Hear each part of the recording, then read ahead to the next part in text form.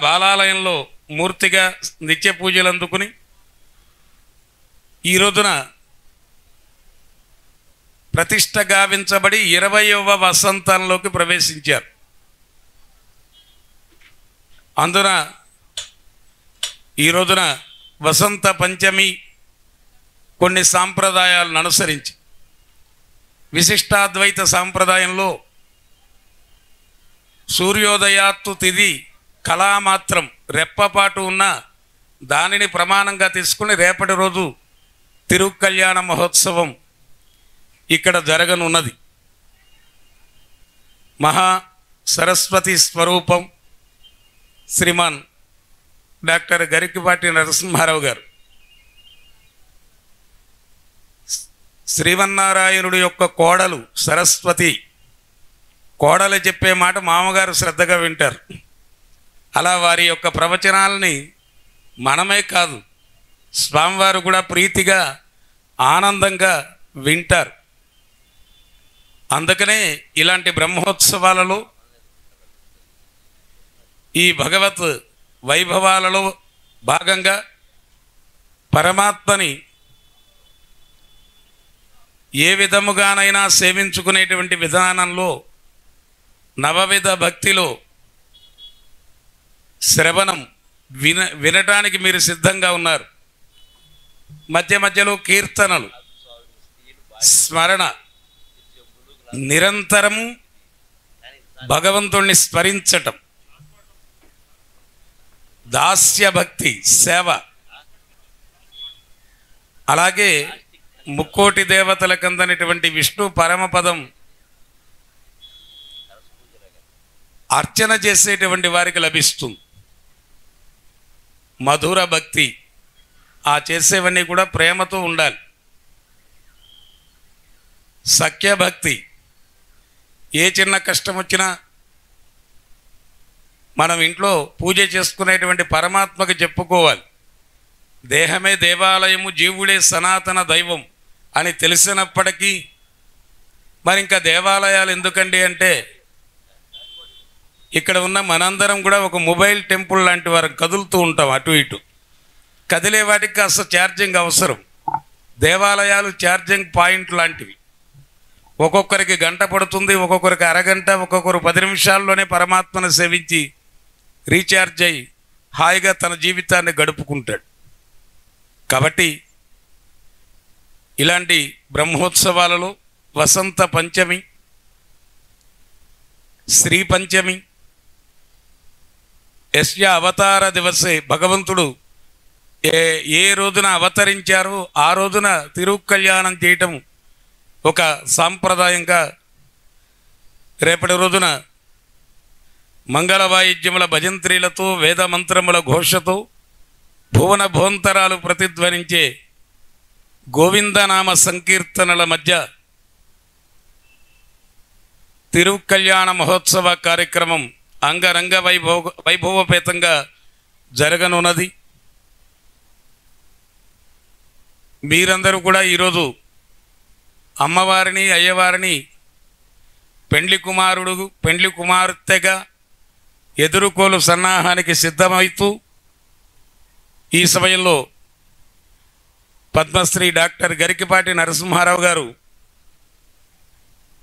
భక్తి టీవీ ఉపన్యాసాల్లోనే ఈ ప్రవచనాలకి నేను ఇంకా స్వస్తి పలుకుతున్నాను అని ప్రతిజ్ఞ చేస్తే ఇంటికి వెళ్ళిన తర్వాత ముగ్గురు అమ్మలు, మొట్టమొదటి అమ్మ వారు పూజించే దుర్గమ్మ, ఇచ్చుత మహత్వ కవిత్వ పటుత్వ సంపదలు, నీకు ఈ సంపదలు ఇచ్చింది దేనికోసం? మనబోటివి భక్తులని అజ్ఞానమనే అంధకారాన్ని తీసివేసి జ్ఞానమనే వెలుగుని ప్రసాదించడానికి కాదా?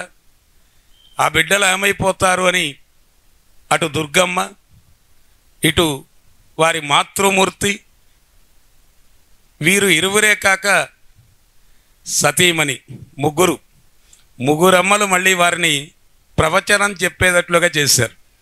ఈ భాగ్యం మనందరికీ దక్కింది. అటువంటి మహానుభావులు లభించడమే ఒక పూర్వజన్మ సుకృతంగా భావిస్తూ సమాజంలో సత్యాన్ని పలకాలి అంటే ఇవాళ చాలా కష్టం. వక్త శ్రోతాచ దుర్లభ. చెప్పేటువంటి వాడు, మంచి మాటలు చెప్పేవాడికి దూరం అయిపోతూ ఉంటారు. ఇష్టమైన మాటలు చెబుతూ ఉంటే దగ్గరైపోతూ ఉంటారు. కానీ వారు సత్యాన్నే పలుకుతూ సమాజంలో ఇంతమంది హృదయాల్లో ఉండి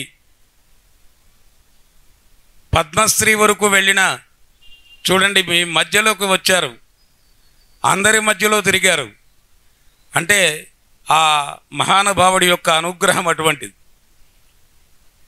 ఎంతైనా అమ్మ అంటే మహాకాళి, మహాసరస్వతి, మహాలక్ష్మి. కొద్దిగా అమ్మ ఇవాళ కాళికా రూపాన్ని కొద్దిగా చూసాం. ఎందుకంటే శక్తి, యాదేవి సర్వభూతేషు శక్తి రూపేణ అవసరం మనందరికి. రెండవది మాతృరూపేణ. ఇప్పుడు మాతృరూపాన్ని మనం చూస్తున్నాం. ఆ మాతృరూపం ఉండకబట్టే భగవంతుడు కూడా ఆయుధమును పట్టని ఊరకే మాట సాయము చేయువాడు అన్నవాడు నేడు భీష్ముని చంపుదు నిన్ను గాచు విడువు అర్జున అంటూ ఆయన ఇచ్చిన ప్రతిజ్ఞ పక్కన పెట్టేశాడు. ఎవరి కోసం? భక్తుల కోసం. అటువంటి మహనీయులు దొరకటం మన యొక్క పూర్వజన్మ సుకృతంగా భావిస్తూ నిర్ణీత సమయానికి మళ్ళీ వారు రావటం, టయానికి వచ్చేస్తారు. మనం సెట్ అవ్వటం కొద్దిగా టైం పట్టింది, కానీ వారు నిర్ణీత సమయానికి వేయించేస్తారు. అటువంటి మహనీయుల యొక్క దివ్య అనుగ్రహ భాషణ మనకి ఇదే పెద్ద కుంభమేళ. అక్కడికి వెళ్ళి తొక్కిసలాటలో ఇబ్బందులు పడకుండా ప్రవచన అమృతం, అక్కడేవో 2, 3 బిందువులు, అవి ఎప్పుడో పడినాయి, అవి మనకు తెలియదు, పడిపోతున్నాం. కోట్ల కోట్ల కోట్ల కోట్ల మంది ఇబ్బందులు పడుతున్నాం. దేవుడా నీవే దిక్కు అని అక్కడ మళ్ళీ ప్రార్థన చేసుకుని ఇల్లు చేరే వరకు చెప్పలేని పరిస్థితి. కాబట్టి ఈ ప్రవచన అమృతాన్ని మా అందరికీ అనుగ్రహ భాషణ చేయవలసిందిగా పద్మశ్రీ డాక్టర్ గరికిపాటి నరసింహారావు గారి దివ్య చరణార విందములకు అనేక దాసోహములు సమర్పించుకుంటూ వారి యొక్క అనుగ్రహ భాషణ మనందరికీ అందించవలసిందిగా కోరుచూ ఉన్నాం. హరి ఓం. హైదరాబాద్ సర్దార్ పటేల్ నగర్ వెంకటేశ్వరాలయంలో జరుగుతూ ఉన్న అజ్జాడ ఆదిభట్ల నారాయణదాసు గారు రచించిన సూర్యనారాయణ శతకం మీద ప్రవచనానికి మీకందరికీ హృదయపూర్వకంగా స్వాగతం పలుకుతున్నాం. మాతృదేవోభవ. గర్భమందున నేను కడుపు చుమ్మలు చుట్టి సుడి సుడి గుండాల సోలిపోయి. అమ్మ, గర్భమందున నేను కడుపు చుమ్మలు చుట్ట సుడి సుడి గుండాల సోలిపోయి. పిన్ననాటను నేను వెన్న బాలును మ్రెక్కి నవ్వ నానవులన్నానిపోయి. పిన్ననాటను నేను వెన్న బాలును మ్రెక్కి నవ్వ నానవులన్నానిపోయి. ఒడలు తడిపినంత హోసిన నాన్నని తుడిచి సేవలు చేసి తులిపోయి. ఒడలు తడిపినంత ఓసిన నాన్నని తుడిచి సేవలు చేసి తులిపోయి. ఎదుగుచుండిన నాకు ఏ స్వర్గమడిగినన్ తెచ్చి ముంగట పెట్టి తెరలిపోయి. ఎదుగుచుండిన నాకు ఏ స్వర్గమడిగినన్ తెచ్చి ముంగట పెట్టి తెరలిపోయి. స్వర్గమందున్న మాయమ్మ దుర్గమగుచు, స్వర్గమందున్న మాయమ్మ దుర్గమగుచు నాకు ప్రవచన వేళలో నవకవిత్వ పద వికాస ప్రభావ ప్రకాశమిచ్చి. నాకు ప్రవచన వేళలో నవకవిత్వ పద వికాస ప్రకాశ ప్రభావమిచ్చి బ్రోచుగావుత వెన్నంటి కాచియుండి. నన్ను బ్రోచుగావుత వెన్నంటి కాచియుండి. ఇది మాఘమాసం. మన తెలుగు పంచాంగానికి ఒక ప్రత్యేకత ఉంది. ఇది క్యాలెండర్ కాదు. ఇంగ్లీష్ పదం రాగానే దాని ఆంతర్యం అంతరార్థం మాయమవుతాయి. కేవలం భౌతికమైన రూపం మిగులుతుంది. తెలుగు సంస్కృత పదాలలో విశిష్టత ఏమిటంటే ఆంతర్యం ఏమిటి. ఒక పూజ చేస్తున్నామంటే ఎందుకు, ఒక పారాయణ చేస్తున్నామంటే ఎందుకు, పిల్లల్ని కంటున్నామంటే ఎందుకు, పక్క వాళ్ళకి అన్నారు కాబట్టి మనం కంటాం కాదు. ఇక్కడ ఏదో ఒక లక్ష్యం ఉండాలి కదా. ఆ లక్ష్యం మనకి పదాలలో నిక్షిప్తమై ఉంటుంది. అదే తెలుగు పంచాంగం. మాఘమాసం, నిదానికి దాన్ని మాఘమాసం అని ఖట్వాంగంలో వాడాలి దానికి. ఎందుకంటే ఏ నెలలోనైనా సరే పూర్ణిమ నాడు ఏ నక్షత్రం ఉంటుందో ఆ నక్షత్రం పేరు మీద ఆ మాసం ఏర్పడుతుంది. వెళ్ళిపోయిన పుష్యమాసంలో సరిగ్గా పూర్ణిమ నాడు పుష్యమే నక్షత్రం ఉంటుంది, ఖచ్చితంగా లెక్కది. రేపు రాబోయే పూర్ణిమ నాడు మఖా నక్షత్రం ఉంటుంది. పొద్దున్న నుంచి అర్ధరాత్రి 11లోగా ఇప్పుడున్నా ఉండొచ్చు, ఉంటుంది. నక్షత్రాల సమయాలు కొంచెం ఖచ్చితంగా ఉండవు కదా. ఒక్కో నక్షత్రం 24 గంటలు ఉంటుంది, ఒకటి 20 గంటలే ఉంటుంది, రకరకాలుగా ఉంటుంది. మొత్తం మీద సూర్యోదయం నుంచి మర్నాడు సూర్యోదయం వరకు ఏదో ఒక రకంగా అక్కడ మఖా నక్షత్రం ఉండాల్సిందే, లేకపోతే మాఘమాసం కాదు. అంచేత మాఘమాసం అని మఖా నక్షత్ర సంబంధంగా ఏర్పడి పలుకుబడిలో మాఘమాసం అని ఒత్తుగా వచ్చింది. అయినా కూడా చాలా మంచి అర్థం వచ్చింది భాషలో. మా అఘం, అఘం అంటే పాపం, అఘం అంటే పాపం. మా అఘం, పాపపుట ఆలోచనలు కూడా రావడానికి అవకాశం లేని పుణ్యప్రదమైన మాసం ఈ మాఘమాసం. అది మనం దృష్టిలో పెట్టుకోవాలి. పాపాలను పోగొట్టడం కాదు, మనం ఎవరం పాపాత్ములం కాదు. పోగొట్టాలని అడగాల్సిన కర్మ కూడా మనకేం లేదు. మనం అంత ఘోరాలు నేరాలు ఏం చేయలేదు. ఇక్కడ ఏమైనా చేస్తుంటే పుణ్యాలతో సహా ఆయనే పూచి, మొత్తం అంతా ఆయనది, మనదేం కాదు. ఇక్కడ పాపమైనా పుణ్యమైనా ఆయన వల్ల చేసాం మనం, అందులో సందేహం వెళ్ళదు. దీన్ని శరణాగతి అంటారు. పాపాలు మనవి, పుణ్యాలు ఆయనవంటే లెక్క కుదరదు. రెండు ఆయనవే, లేదా రెండు మనవే. అంతే, రెండు మన మీద పెట్టుకుంటే మనం తట్టుకోలేము. ఆయన అయితే అన్ని తట్టుకుంటాడు. పాపాల భైరవుడు అంతే, అన్నీ ఆయనవే. అంతే, మనం పాపాత్ములం కాదు. ఇతర మతాల సంగతి నాకు తెలియదు, కానీ హిందూ మతం ఎవరిని ఎప్పుడూ పాపాత్ముడు అనదు. అందరూ అమృతపుత్రులే, అందరూ పుణ్యాత్ములే, అంతే లెక్క. ఆ అమృత స్థితిని పొందిన వారు కొందరు, పొందడానికి ప్రయత్నిస్తున్న వారు కొందరు, అంతే లెక్క. రెండే ఉంటాయి. తెలియని వారు ఉండరు, తెలిసిన వారు ఉంటారు. తెలియని వారు ఉండరు, తెలుసుకుంటున్నవారు ఉంటారు. రెండో వర్గం అంటే అది. తెలిసిన వారు, తెలుసుకుంటున్నవారు. తెలియని వారు ఎవరు లేరు. అందరికీ ఏదో ఒకటి తెలుసు. ఏ కొంచెం తెలుసో అది కూడా జ్ఞానమే. మనకేం తెలియదండి, ఏదో కొద్దిగా తెలవడం కూడా జ్ఞానమే. ఒక గురువు దగ్గరికి శిష్యుడు వెళ్ళి నాకు ఏమీ తెలియదండి, ఏమన్నా చెప్పండి అన్నట్ట. నీకు ఏమీ తెలియదనే విషయమైనా తెలుసు, నాకు అది కూడా తెలియదు అన్నాడు. నీకు గొప్పవాడివయ్యా, నీకు ఏమీ తెలియదనే విషయం నీకు ఖాయంగా తెలిసింది కదా. నాకేదో తెలుసు అనుకుంటున్నాను నేను, నాకంటే గొప్ప జ్ఞానం నీకు నేను చెప్పేదే ఉంది ఇక్కడ. అంటే మనకి ఏమీ తెలవదు అంటే సగం జ్ఞానం ఉన్నట్టే లెక్క. ఏమీ తెలవనవాడు ఎవరండి లోకంలో? పసిబాలుడు. గమనించండి, పసితనాన్ని మనం నిర్లక్ష్యం చేస్తాం. పసిపిల్లలకి ఉత్సవాలు చేయడం ముఖ్యం కాదమ్మా, వాళ్ళని గమనించడం ముఖ్యం. ఒళ్ళో పడుకున్నా, మంచం మీద పడుకున్నా పసిబిడ్డని గమనించండి. ఆడవాళ్ళు కాదండి, వాళ్ళు ఎలాగూ గమనిస్తారు. మగాళ్ళు కూడా. ఇవి మనకంతా అంతకంటే వచ్చేసి బయట పనులే ఉన్నాయి. అసలు ఓ పసిబిడ్డ ఇంట్లో ఉన్నాడంటే 10 మందికి పని చెప్తాడు. 10 మందికి నౌకలు సరిపోరు, తల్లిదండ్రులు కూడా సరిపోరు. వాడిని అటెండ్ అవ్వడానికి ఓ మహారాజు దగ్గర సేవ చేసినట్టుగా 10 మంది ఉండాలి. అది చూడండి, సేవ చేస్తూ ఏమీ తెలవకపోకుండా కూడా ఆనందంగా ఉండడం ఏమిటో అర్థమవుతుంది. పసిపిల్లలకి ఏమీ తెలియదని మనం అనుకుంటాం. ఏమీ తెలవకపోబట్టే వాళ్ళు చాలా ఆనందంగా ఉన్నారు. మనకి చాలా తెలిసి ఇబ్బందులు పడుతున్నాం, తెలియకుండా ఉంటే ఎంత బాగుండేది. వాడికి తల్లి ఎవరో తెలియదు, తండ్రి ఎవరో తెలియదు. కొన్ని రోజుల వరకు తల్లిని కూడా ఏం గుర్తుపట్టలేడు. తల్లిని గుర్తుపట్టాలంటే 21 రోజులు కావాలి లెక్క. మన సంప్రదాయంలో ఉండే విశిష్టత. 21వ రోజున తొట్లో పడుకోబెడతారు. ఎందుకు? సరిగ్గా 3 వారాలు గడిచేసరికి మనిషి కళ్ళల్లో మార్పు వస్తుంది. సరిగ్గా 21 రోజులకే వస్తుంది. ఆ విషయాన్ని ప్రపంచం మొత్తం మీద మొట్టమొదట కనిపెట్టినటువంటి జాతి హైందవ జాతి. మన ఋషులంత శాస్త్రీయ విజ్ఞానం వాళ్ళకి. 21వ రోజున కళ్ళల్లో మార్పు వస్తుంది ఖచ్చితంగా. అందుకే తొట్లో పడుకోబెట్టమన్నారు. ఆ రోజే పేరు పెడతారు సుమారుగా. 21 తొట్లో పడుకోబెడుతున్నాం పేరు అంటారు, బారసాలు అంటారు, లేదా 3వ నెల మొత్తం మీద 21 నుంచి ఎప్పుడైనా పెట్టచ్చు.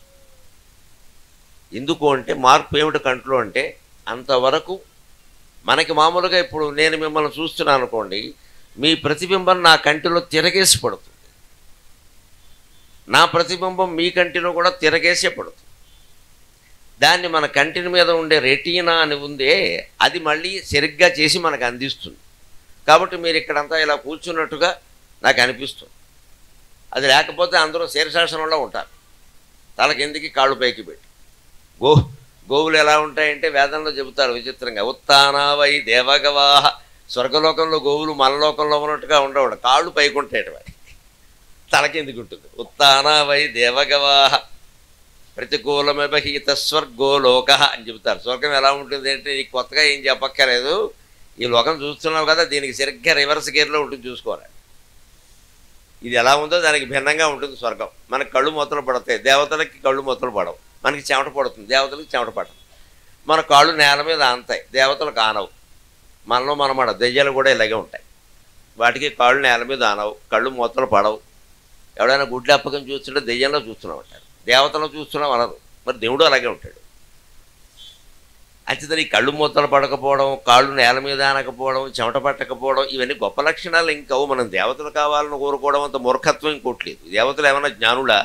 మనం జ్ఞానులు కావాలని కోరుకోవాలి. దేవతలు కావడం ఏమిటి? దేవతలందరూ వచ్చి వెంకటేశ్వర స్వామిని సేవిస్తున్నారు, అందుకే ఇంకేమిటి మన గొప్పతనం, వాళ్ళ ప్రత్యేకత. మనము సేవిస్తున్నాం. పైగా వాళ్ళు పుణ్యతిథుల్లోనే వస్తారు.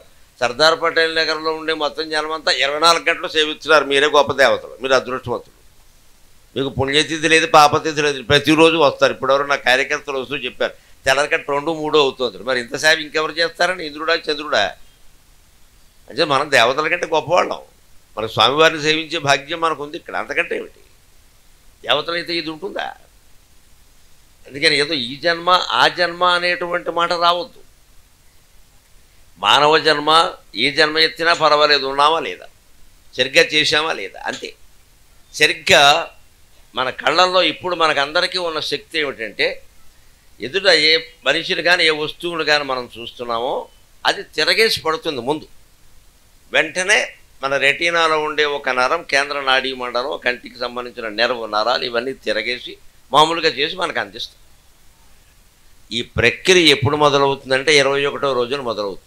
21 రోజుల వరకు పసిబిడ్డకి ఆడపిల్లైనా మగపిల్లాడైనా సరే ప్రతిబింబం తిరగేసినట్టే ఉంటుంది, అంతే. మళ్ళీ దాన్ని ఎలా సరిగ్గా నిలబట్టి అందించదు. ఆ శక్తి కంటికి ఉండదు. ఆ కంటికి ఆ శక్తి 21వ రోజున వస్తుంది. అందుకే మనం 21 రోజుల లోపు బిడ్డని పిలిచినా కానీ తెలియదు, ఎటో చూస్తూ ఉంటాడు. మనకేసి చూడడానికి చాలా సమయం పడుతుంది, అతనికి ఆ స్పృహ ఉండదు. 21వ రోజు నుంచి ఆ స్పృహ వస్తుంది. ఎందుకంటే పిలుస్తున్న తల్లి కానీ తండ్రి కానీ బంధువులు కానీ ఎవరైనా వాళ్ళ ప్రతిబింబాలన్నీ కంటి మీద సక్రమంగా పడతాయి మనం చూస్తున్నట్టుగా. అందుకని ఎవరో పిలుస్తున్నారని చూస్తాడు. అక్కడి నుంచి అదే రూపాన్ని అలాగే చూడడానికి అలవాటు పడతాడు. అలవాటు పడడం వల్ల మా అమ్మ అని గుర్తుపడతాడు. వెంటనే మా నాన్న అంటాడు. మేనమామ వస్తే మా మేనమామ ఆడపిల్ల సిద్ధంగా ఉందని అడుగుతాడు. మరి తర్వాత కావాలి కదా.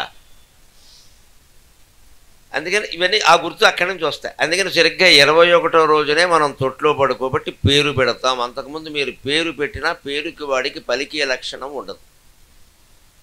అప్పటి నుంచి పేరు పెట్టమన్నారు. అంచేత మన ఆచారాలన్నింటి వెనకాల అఖండమైన శాస్త్రీయ విజ్ఞానం ఉంది. హిందూ ఆచారం అంటే అది ఖచ్చితంగా వాటిని పాటించవలసింది. ఇందులోనే ఈ పాటిస్తున్నప్పుడల్లా వాడు నవ్వుతున్నా, ఏడుస్తున్నా, ఏమి కాళ్ళు ఆడిస్తున్నా, చేతులు ఆడిస్తున్నా గమనించగలిగితే ఏమీ తెలియకుండానే పసిబిడ్డ ఇంత ఆనందంగా ఉన్నాడే, ఇన్ని తెలుసుకుని మనం ఆనందంగా ఎందుకు ఉండలేకపోతున్నాం అని ఆలోచన వస్తుంది.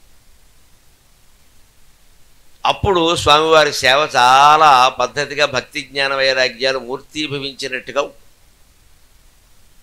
అది ఎలా ఉంటుంది, ఎలా స్వామివారిని సేవించాలి అనడానికి మనం మాఘమాసం ఆధారంగా సూర్యనారాయణమూర్తికి ఇష్టమైనటువంటి మాసం మాఘమాసం కాబట్టి ఆదిభట్ల నారాయణదాసు గారు రచించిన సూర్యనారాయణ శతకం ఆధారంగా సూర్యుడే నారాయణ స్వరూపం, నారాయణుడు వెంకటేశ్వరుడు ఒక్కటే కాబట్టి సూర్యనారాయణమూర్తిలో నారాయణ అనేది లేకపోతే ఒట్టి గోళం తప్పితే ఏమీ లేదు కాబట్టి ఆ నారాయణ శక్తి వల్లనే సూర్యుడు ప్రకాశిస్తున్నాడు. కాబట్టి సూర్యనారాయణమూర్తి సత్యనారాయణమూర్తి అంటారు ప్రత్యేకంగా. సత్యానికి ఒక ప్రతిభ ప్రకాశం రావాలంటే నారాయణమూర్తి అందులో ప్రవేశించాలి, లేదా ఒట్టి సత్యం నెగ్గదు. పాండవులు సత్యనిష్ట కలిగిన వాళ్ళే. ఎవరి వల్ల నెగ్గారు? నారాయణమూర్తి వల్లే నెగ్గారు. వాళ్ళందరూ వాళ్ళు నెగ్గారు ఏమిటి? యుద్ధం మొదలుపెట్టింది మొదలు చిట్ట చివరి అశ్వత్థామ ఓచకోత కోసే వరకు ప్రతిక్షణము ఆందోళనే. ఇంత జరిగిపోయింది, అంతా సుఖంగా ఉన్నాం అని 10,000 మంది హాయిగా పాండవుల తరఫున సైనికులు శిబిరంలో పడుకుంటే ఈ దుర్మార్గుడు వచ్చి అర్ధరాత్రి పడుకున్న వాళ్ళని చంపేశాడు. అంచేతనం ఏదో యుద్ధంలో గెలిచామని ప్రశాంతంగా ఉండడానికి కూడా అవకాశం లేదండి. మనం ప్రశాంతంగా ఉండాలంటే ఒక్కటే మార్గం. నిరంతరం ఎవరైతే భగవన్నామాన్ని నిరంతరం మనస్సులో స్మరిస్తూ ఉంటారో వారు ఒక్కరే ప్రశాంతంగా ఉంటారు. ఇంకెవరు ప్రశాంతంగా ఉండే అవకాశం లేదు. ఎప్పుడు అదే ఆ నామస్మరణ ఎవరు చేస్తూ ఉంటారో వాడు ప్రశాంతంగా ఉంటారు. ఈ మిన్ను విరిగి మీద పడని, వాడి నెత్తి మీద కత్తి ఎత్తి నిలబడని ఎవరైనా సరే వాడు వెంకటేశ్వర స్వామిని మనస్సులో స్మరిస్తూ ఉంటే ఆ కత్తి సంగతి ఆయన చూసుకుంటాడు. వీడి దగ్గర కత్తి ఒకటే ఉంది సన్నాసి, ఆయన దగ్గర పంచాయుధాలు ఉన్నాయి. ఏకంగా శంఖచక్ర కథాపద్మాలు శారంగం కూడా ఉంది. ఏది కావాలంటే అది ఉపయోగిస్తాడు. ఆయన ముందు ఇవే నిలబడతాయి. ఆయన్ని మన హృదయంలోకి ఆహ్వానించక్కర్లేదు. కొత్తగా ఉన్నాడు ఆయన. మీరు కొత్తగా ఆహ్వానించేది ఏం లేదు. ఇక్కడ ఉన్న భగవత్ ప్రకాశం వ్యక్తమయ్యేలా మనం ఆటంకాలు తొలగిస్తే చాలు. ఆ తొలగించడానికి మన కావ్యాలు, శతకాలు, పద్యాలు అన్నీ చాలా ఉపయోగపడతాయి. ఏ రకంగా సూర్యుడిలో నారాయణ శక్తి ఉందో ఆ నారాయణ శక్తి ఒక్కొక్క దాంట్లో ఒక్కొక్క రకంగా ఎంత విభిన్నంగా ఉందో అజ్జాడ ఆదిభట్ల నారాయణదాసు గారు సూర్యనారాయణ శతకంలో చెబుతున్నారు. దాన్ని ఇప్పుడు చూద్దాం మనం. సరవిన్ మేఘములందు చంచలత నక్షత్రంబులం తేజమున్ మరియున్ వేడిమి జతవేదునెడ జ్యోత్స్నాపూరము చంద్రునందు రహించోట్కియు నేత్రగోళములయందున్ భిన్న వర్ణంబులు అద్దిర భూతాళికి నీవలన్ భూతాళికి కల్గు నీవలనగా అదే అద్దిర భూతాళికి కల్గు నీవలనగా అదే సూర్యనారాయణ భూతాళికి కల్గు నీవలనగా అదే సూర్యనారాయణ. మాఘమాసంలో సూర్యనారాయణమూర్తికి సంబంధించిన స్తోత్రాలు, దండకాలు, శ్లోకాలు ఎంత చదివితే అంత పుణ్యం. మన ఆరోగ్యానికి మంచిది, మానసిక ఆరోగ్యానికి ఇంకా మంచిది. ఆరోగ్యం భాస్కరాదిచ్చేత్. హిందూ మతంలో ఉండే ఒక గొప్పతనం ఏమిటంటే కేంద్రంలోనూ రాష్ట్రంలోనూ మంత్రివర్గాలు ఉన్నట్టే అఖిలాండ కోటి బ్రహ్మాండ నాయకుడైన వెంకటేశ్వర స్వామి సృష్టించిన బ్రహ్మాండంలో కూడా మంత్రివర్గం ఉంది. ఎడ్యుకేషన్ మినిస్టర్ ఎవరంటే సరస్వతీదేవి. ఆర్థిక మంత్రి నిర్మలా సీతారామన్ ఎవరంటే లక్ష్మీదేవి. 50 లక్షల కోట్లు బడ్జెట్ పెట్టారు. అది మాకు సభం 60 ఏళ్ళు నిండిన వాడికి ఫిక్స్డ్ డిపాజిట్ల మీద వడ్డీ పన్ను మినహాయింపు ఇస్తున్నామన్నారు. నేను మా ఆవిడ సుఖపడ్డాం. సీనియర్ సిటిజన్ అందరికీ శుభవార్త. లక్ష్మీదేవి. ఫైనాన్స్ మినిస్టర్ ఎవరంటే లక్ష్మీదేవి.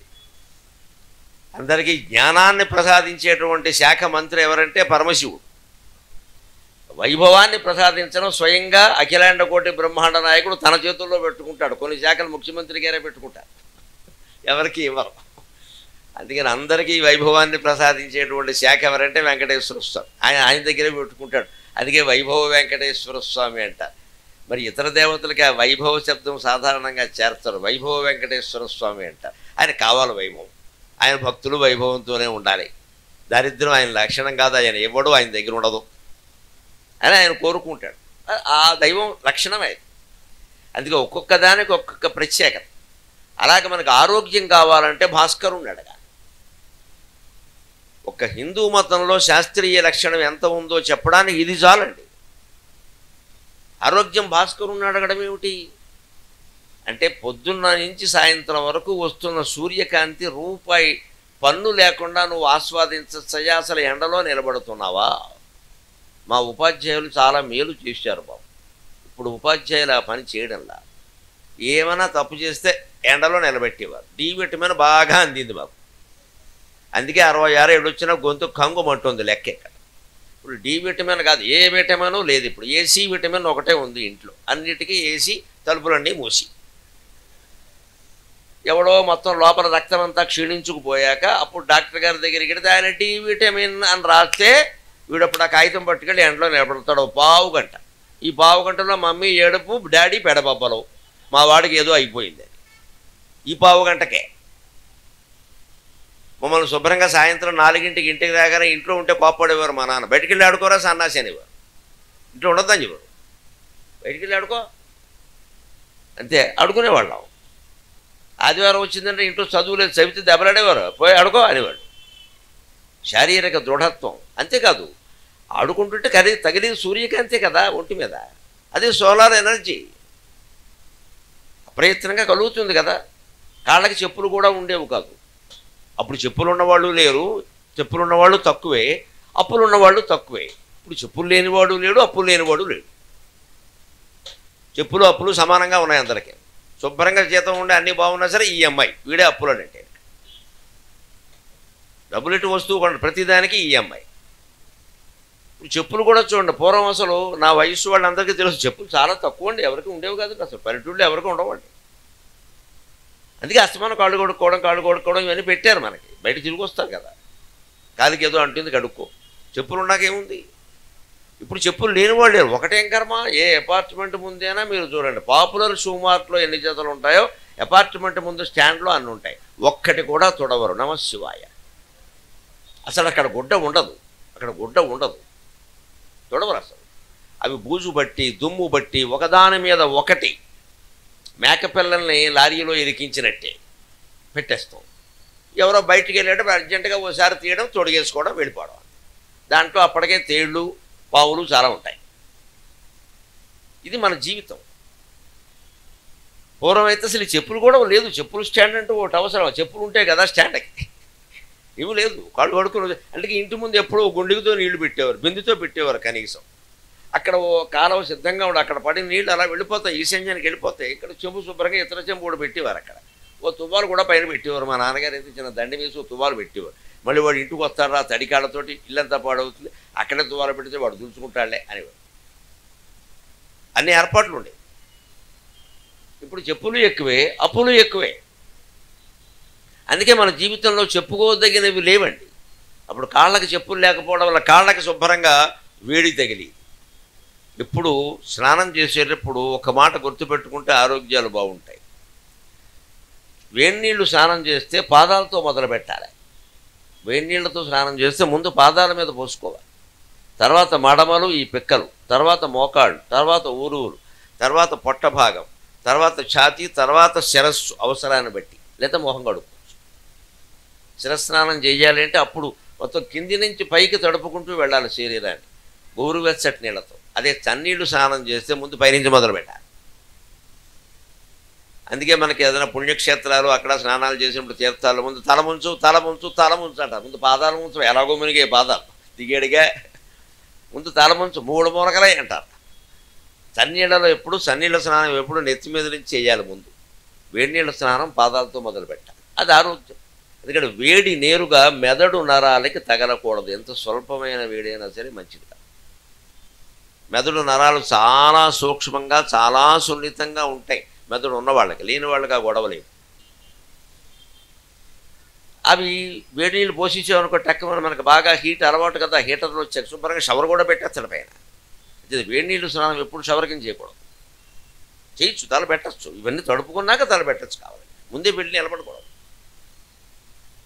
చన్నీళ్ళు స్నానం శిరస్సుతోనే మొదలు పెట్టాలి. అంటే సూర్యకాంతి పాదాలకి ముందు తగలాలి. అందుకే చెప్పులు ఉండేవి కదా పూర్వం. ఆ సూర్యుడు మళ్ళీ వెంకటేశ్వరుని వైభవానికి, నారాయణమూర్తి యొక్క వైభవానికి అనుగుణంగా రకరకాలుగా వ్యక్తం అవుతున్నాడు. అన్నిటికీ ఆయనే కారణం, ఆయన కాంతే కారణం. సరవిన్ మేఘములందు చంచలత, నక్షత్రంబులన్ తేజమున్, మరియున్ వేడిమి జతవేదునిడ, జ్యోత్స్నాసారమున్ చంద్రునందు రహించూట్కిని నేత్రగోళములయందు భిన్న వర్ణంబులు అద్దిరా భూతాళికి గల్గు నీ వలనగాదే సూర్యనారాయణ. భగవంతుడు సూర్యనారాయణమూర్తి రూపంలో ప్రకృతిలో దేనికి ఏది ఇవ్వాలో అది ఇస్తున్నాడు. ఈ విషయం తెలిస్తే నమ్మకం ఏర్పడితే మనకు కూడా ఏది ఇవ్వాలో ఎప్పుడు ఇవ్వాలో అప్పుడు ఆయన ఇస్తాడు, అదే ఇస్తాడు.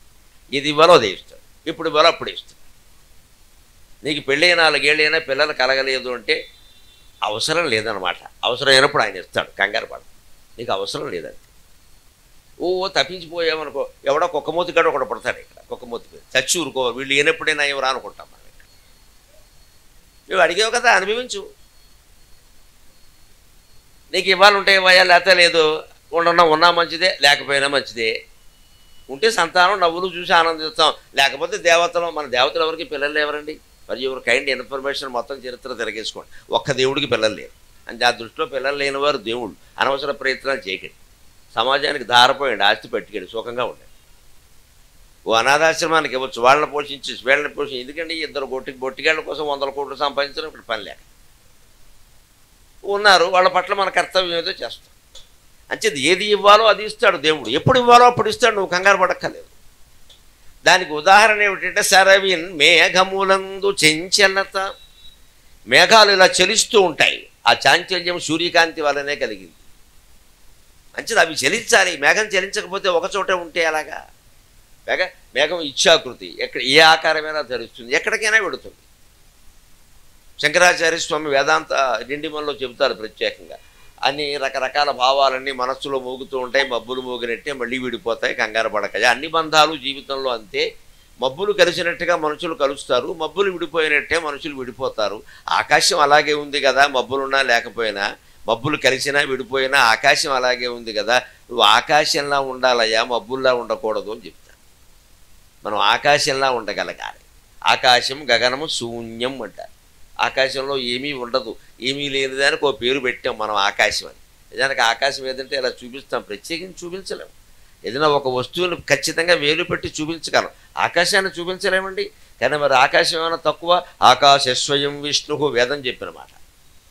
విష్ణువు అంటే ఆకాశమే అన్నారు. అందుకే విష్ణుమూర్తి అంతటా వ్యాపించాడు. కేవలం కాళ్ళు చేతులు శంఖచక్ర కథా పద్మాలతో ఉంటే పరిమితమై ఉంటాడు, అంతటా వ్యాపించలేడు. ఆయన నిజస్వరూపం అది కాదు. మనకి వైభవంగా కనిపించడానికి ఈ రూపం ధరించాడు ఆయన అర్చామూర్తిగా. ఇదొక మూర్తి అంతే, ఇది అసలు మూర్తి కాదు. అసలు మూర్తి ఆకాశం. ఆకాశం లేని చోటు లేదు, ఆకాశం లేని చోటు లేదు. మనం ఏమంటాం, ఇక్కడ కూర్చున్న వాళ్ళని చూడండి అంటే, ఇక్కడ కూర్చున్నారంటే కాస్త అక్కడ ఖాళీ ఉంది అంటాం మనం. ఇంకెక్కడ ఖాళీ ఉందో చూడండి అంటాం. అన్నాం అక్కడ ఉందండి, మళ్ళీ ఇక్కడ ఈ స్టాండ్ ముందు కొంత ఖాళీ ఉందండి, వేదిక ముందు ఖాళీ ఉంది. దానికి ఏమిటో తెలుసా? ఉన్నది ఖాళీ అనమ్మా, ఖాళీలోనే మనం వచ్చి కూర్చున్నాం ఇక్కడ. అది నిజం, వాస్తవం. ఊళ్ళో ఎప్పుడు మీరు అందరూ ఉంటారా? నేను ఉంటానా? ఇక్కడ ఉన్నది ఖాళీ. ఎప్పుడు ప్రపంచంలో ఉండేది ఖాళీ. ఆ ఖాళీలో ఒకసారి కొన్ని వస్తువులు వస్తాయి, కొందరు మనుషులు వస్తారు, కొన్ని పరిస్థితులు వస్తాయి, మళ్ళీ అన్నీ పోతాయి, మిగిలేది ఖాళీ. నీ మనస్సు కూడా ఎప్పుడూ ఖాళీగా ఉంటే అందులో వెంకటేశ్వర స్వామి ఒక్కడే ఉంటాడు, ఇంకెవడు ఉండడు. ఇప్పుడు మనం ఖాళీ లేకుండా చేసుకున్నాం. గంటకి అబ్బాయి ఫోన్ చేయలేదు, అమ్మాయి ఫోన్ చేయలేదు, ఏమిటో ఈవేళ తోచడం లేదు, ఇదంతా ఏదో గోల. ఇది ఫోన్ చేస్తే మాట్లాడలేక ఊరుకో, ఖాళీగా ఉండడు. ఎవరన్నా ఖాళీగా ఉంటే ఖాళీగా ఉన్నాం అంటాడు. మన దేశంలో ఇదొక జబ్బు, ఖాళీగా ఉండాలండి. సంపాదించడం ఒక్కటే కాదండి, ఎంతసేపు ఉపయోగపడే పనులు చాలా ఉన్నాయి. ఇప్పుడు మీరందరికీ ఏమి సంపాదన ఉంటుందండి? ఇక్కడ వచ్చి కూర్చున్నారు, అంతమంది నిలబడ్డారంటే మీకు ఎవరైనా డబ్బులు ఇస్తారా? నాకు ఇస్తారు. కానీ ఏమండి, వాళ్ళకు కూడా ఇచ్చే పథకం ఏదైనా ఉందా రాజుగారు? ఉంటే ఇచ్చుకోండి, నా సొమ్మెం పోయి. ప్రేక్షకులకు కూడా ఏమైనా ఇచ్చారు? ఏం లేదు కదా. మరి ఏముందని వచ్చి కూర్చున్నారండి? ఇది ఖాళీ సమయమే కదా. ఖాళీ చేసుకుని వచ్చారు మీరు. పైగా మీరు ఖాళీ చేసుకుని వచ్చారు, చాలా ముఖ్యమైన పనులు ఉన్నాయి మీకు. మీరు మానుకొని వచ్చారంటే అంతర్గతంగా మీరు కోరుతున్నది భగవజ్ఞానం పొందడానికి ఖాళీనే కోరుతున్నారు ఖచ్చితంగా. అది లెక్క.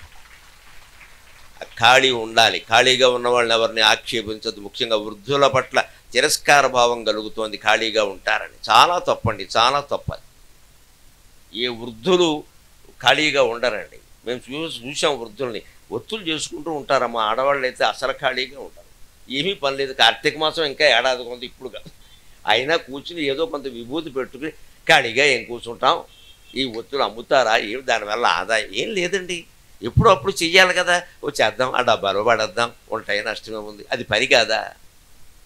వాళ్ళని మనం లోకు గట్టి మాట్లాడతాం. ఎందుకంటే లక్షలు సంపాదించడానికి అలవాటు పడ్డాం. అందుకని మనకు సంపాదించేవాడే మనిషి, సంపాదించకపోతే వాడు మనిషి కాదు. ఈ ఆలోచన మార్చుకోవాలి. సంపాదనతో నిమిత్తం లేదు. జ్ఞాన సంపాదన చాలా ముఖ్యం. దానికి ఖాళీ చాలా అవసరం, చాలా అవసరం. గంటలు గంటలు ఖాళీగా ఉంటే తప్ప జ్ఞానం అనేది పొందలేం. మనం ఓ పుస్తకం చదవాలంటే ఖాళీగా ఉండాలా వద్దా? అది కూడా నువ్వు ఉద్యోగానికి సంపాదన కేటాయిస్తే జ్ఞానం ఎక్కడి నుంచి వస్తుంది? అంచేతను ఎవరికి ఏది ఇవ్వాలో అది ఇస్తాడు. మేఘాలు చంచలంగా ఉన్నాయంటే మేఘాలు అలాగే ఉండాలి. మన మనసులో ఆలోచనలన్నీ మేఘాలలాగే చంచలత్తూ ఉంటాం. అది సూర్యనారాయణమూర్తి వల్ల వచ్చింది. అది నక్షత్రంబులం తేజమున్, నక్షత్రాల్లో ఉండే తేజస్సు గమనించండి. నిజానికి భూమి మీద చంద్రుడికి సూర్యుడికి ఉండే తేజస్సు కంటే నక్షత్రంలో తేజస్సు ఎక్కువ. అది ప్రత్యక్ష నిదర్శనం. ఎందుకో తెలుసా? రాత్రి సింహ చీకట్లో కోట్ల మైళ్ళ దూరంలో ఉన్న నక్షత్రం మనకు కనబడుతోందండి. ఎంత తేజస్సు లేకపోతే కనబడుతుందండి అది. అంత దూరం నుంచి సూర్యుడు ఇప్పుడు మనకు కనపడమన్నా కనపడ్డా అమెరికాలో కూడా కనపడతాడు. సూర్యుడు కనపడ్డే, చంద్రుడు కూడా అన్ని రోజులు మనకు కనపడ్డే. కానీ చిమ్మ చీకట్లో అమావాస్య వేళలో అయినా సరే, పున్నమి నాటి రాత్రి వెన్నెల వేళల్లో అయినా సరే నక్షత్రాలు ప్రకాశిస్తున్నాయండి. మన కంటికి కూడా కనపడుతున్నాయి. ఆ నక్షత్రాలకు ఆ తేజస్సు అంతా సూర్యనారాయణమూర్తి వల్ల వచ్చింది. సూర్యనారాయణమూర్తికి ఆ తేజస్సు అంతా మన గుళ్ళో వెలిసిన నారాయణమూర్తి వల్ల వచ్చింది. అంచేత సృష్టికి ఆధారమై పంచభూతాలకి మూలమైనటువంటి పరమాత్మ సన్నిధిలో మనం మాట్లాడుకుంటున్నాం. ఇంతకంటే అదృష్టం ఏదన్నా ఉందా? ఇది ఖాళీ సమయం అంటే అలాగా. జీవితం అంతలో ఉపయోగపడే సమయం ఏదన్నా ఉంటే ఇదే. సరవిన్ మేఘములందు చెంచలత నక్షత్రంబులం తేజమున్ మరియున్ వేడిమి జాతవేదునెడా. జాతవేదుడు అంటే అగ్ని. అగ్నికి తేజస్సు ఎక్కడి నుంచి వస్తుందో తెలుసా? సాయంత్రం సరిగ్గా ఏ భూభాగం నుంచి సూర్యుడు పక్కకి జరుగుతాడో, అంటే భూమి తిరగడంలోనే అది జరుగుతుంది. సూర్యుడేమీ జరగడు పక్కకి, భూమి తిరగడంలోనే జరుగుతుంది. సరిగ్గా భూమండలం ఇలా తిరగగానే సూర్యుడు తన తేజస్సుని అగ్నిలో కలుపుతాడు అని వేదంలో ఉంది స్పష్టంగా. సూర్యుడు సాయంకాలం వేళ తన తేజస్సుని అగ్నికి అందజేస్తాడు. అందుకే రాత్రిపూట అగ్ని ప్రకాశిస్తుంది. ఇది యజ్ఞంలో అగ్ని రూపంలో ప్రకాశించిన, దీపం రూపంలో ప్రకాశించిన, విద్యుత్ దీపాల రూపంలో ప్రకాశించిన అగ్ని తేజస్సే. దీన్ని వైద్యుత అగ్ని అంటాం. విద్యుత్ అగ్ని. ధర్మోకోల్ బొగ్గు అగ్ని ఉంది. అనేక రకాల అగ్నులు ఉన్నాయి. అగ్ని ఒక రకమేం కాదు, ఉష్ణశక్తి అనేక రకాలు. అంచేతన మరియున్ వేడిమి జాతవేదునెడా. అగ్నికి వేడిమి రావడానికి కూడా సూర్యుడే కారణం. అంచేత సూర్యుడు ప్రపంచానికి ప్రత్యక్ష దైవం, అధిక దైవం అని. ఎందుకని అందరికీ అన్నీ ఆయనే ఇస్తున్నాడు. ఆయా దేవతలు వెలుగుతున్నారంటే ఆయన కారణం. మనం వెలగడానికి కూడా ఆయనే కారణం. మరియున్ వేడిమి జాతవేదునెడ జ్యోత్సనాసారమున్ చంద్రునందు. ఇంకో విచిత్రం, అగ్నికి వేడి ఇచ్చేది సూర్యుని వెలిగే, చంద్రుడికి వెన్నెల ఇచ్చేది సూర్యుని వెలిగే. ఇది విచిత్రం కదా. చంద్రుడు స్వయం ప్రకాశకుడు కాదు, అందరికీ తెలుసు. పూర్వం మన వాళ్ళకి ఎప్పుడో తెలుసు ఆ విషయం. చంద్రగోళం తనంత తాను ప్రకాశించదు. సూర్యకాంతి పడితేనే ప్రకాశిస్తుంది. సూర్యకాంతి పడితే సూర్యుడిలాగా చంద్రుడు కూడా అలాగే వేడిగా వెలగాలి కదా. చంద్రుని వెలుగులు వేడిగా ఉండవు, చల్లగా ఉంటాయి. ఆయన పేరే చలి వెలుగు. శీతజ్యోతి అంటారు ప్రత్యేకంగా, చలి వెలుగు అంటారు అచ్చ తెలుగు. మరి చంద్రుడికి చల్లదనాన్ని ఇచ్చింది ఎవరు? సూర్యుడు. తనలో ఉన్నది వేడైనా, తనలో ఉన్నది ఉష్ణశక్తి అయినా అది చంద్రుడి మీద పడగానే చంద్రుడి నుంచి వెన్నెల వచ్చింది. ఎందుకని? చంద్రుడికి వెన్నెలని ప్రకటించే లక్షణమే ఉంది, వేడిని ప్రకటించే లక్షణం లేదు. అది సూర్యుడి గుణము కాదు, సూర్యుడి దోషము కాదు, చంద్రుడి గుణమే. అంచేత మనం కూడా ఏం తిన్నా సరే మన బుద్ధి ఎలా ఉందో దానికే ఆ తిండి అంతా ఉపయోగిస్తుంది. లెక్కది లెక్క. నువ్వేం తిన్నావని కాదు. ఇద్దరూ చాలా సాత్వికంగా అన్నం పరమాన్నమే తినచ్చు.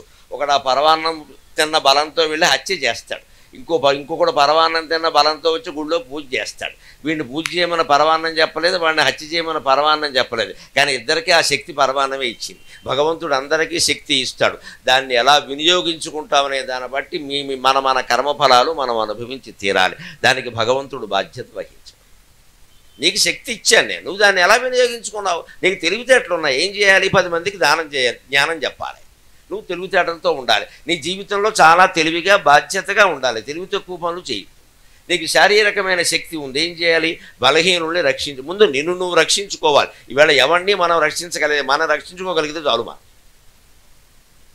ముందు మనల్ని మనం రక్షించుకోవాలి. బేరమైన 3000 నోట్లో పెట్టుకుని ఏడవకుండానో మనల్ని మనం రక్షించుకోవాలి. ఎందుకు శక్తి ఉంది? ఇక్కడ పప్పు ఎందుకు తిన్నావు? మాంసాహారం కూడా ఎందుకు కొట్టేసావు? శనివారం తప్పితే మొత్తం కొట్టేసావు. శనివారం కూడా దేవుడు ఏమన్నా అంటాడేమో అని భయం. మరి ఎందుకు కొట్టేసావు? నేను నువ్వు కాపాడుకోలేవు, ఎందుకు తిన్నావు ఇదంతా? అంటే శారీరక శక్తి ఉంది అంటే మనల్ని కాపాడుకోవాలి, ఇతరుల్ని కాపాడాలి, బలహీనులు. జ్ఞానశక్తి, విద్యాశక్తి ఉంది అంటే మనం జ్ఞానవంతులం కావాలి, 10 మందికి ఆ జ్ఞానాన్ని పంచిపెట్టాలి. ధనశక్తి, లక్ష్మీదేవి శక్తి, అది సామాన్యమైంది కాదు, అన్నిటినీ అదే శాసిస్తుంది. ధనశక్తి ఉంది అంటే ముందు నువ్వు ధనవంతుడు, నువ్వు సుఖంగా ఆనందంగా వైభవంగా ఉండు. నీ భార్య, ఆడపిల్లలు, ఇంట్లో ఉన్న వాళ్ళందరికీ జమీందారుల భార్యలు వాళ్ళ పిల్లలు ఎలా ఉండాలి? లక్ష్మీదేవిలాగే ఉండాలి.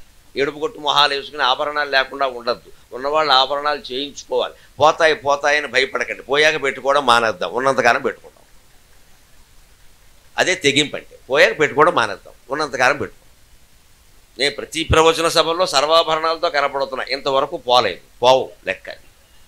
పోయినా నాకు బెంగలేదు, నేను కొనలేదు, ఎవరో వేశారు, మళ్ళీ వేసుకుంటారు.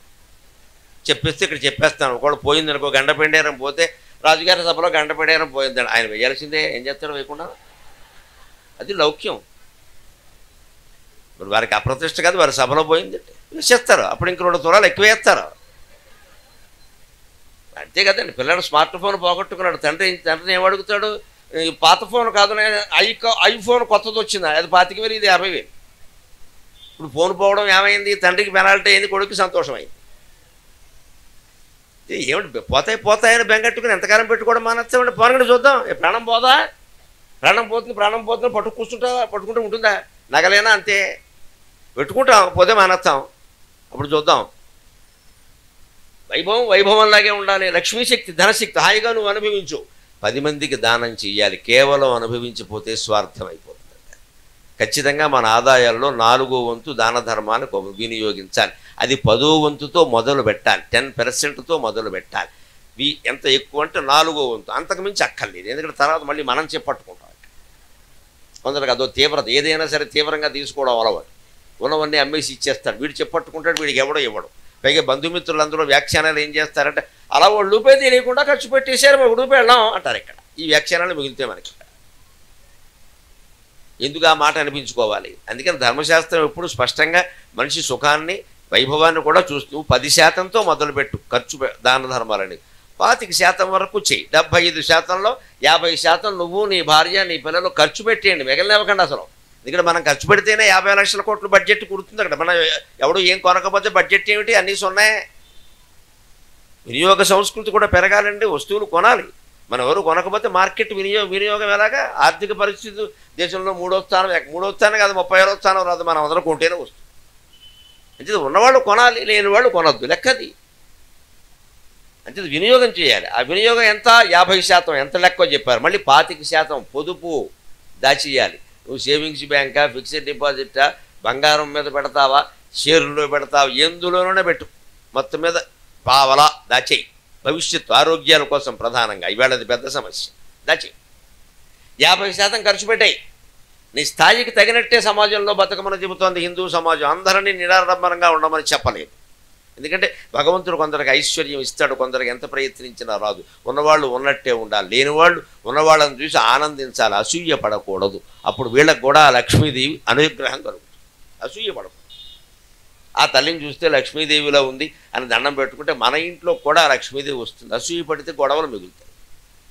అదే హిందూ ధర్మం చెబుతుంది ఎంతసేపు కూడా. అందుకని చంద్రుడికి వెన్నెలు ఇచ్చాడు, సూర్యుడి అగ్నికి వేడి ఇచ్చాడు. అగ్ని వేడిగానే ఉండాలి, చంద్రుడు వెన్నెలతోనే ఉండాలి. కాబట్టే భగవంతుడు మనకు కూడా ఏది అవసరమో అది ఇస్తాడు, కంగారు పడక్కల్లా. ఎస్కిమోలోని పాఠాల్లో, పుస్తకాల్లో చదువు ఉంటారు. మంచు ప్రాంతాల్లో బతుకుతారు వాళ్ళు. మంచుతోనే ఇళ్ళు కట్టుకుంటారు. ఆ మంచులో పెరిగే జంతువులు ఉన్నాయి, వాటి సీలు జంతువులు అంటారు. వాటి మాంసం తింటారు, వాటి చర్మంతో దుస్తులు తయారు చేసుకుంటారు. మంచుతో ఇల్లు కడతారు, ఇగ్గులులు అంటారు. వాళ్ళ బతుకంతా మంచే. కానీ ఆ మంచు వాళ్ళకి అరుగుతుంది. ఆ మంచు వల్ల వాళ్ళకి జలుబు రాదు, దగ్గు రాదు, జ్వరం రాదు.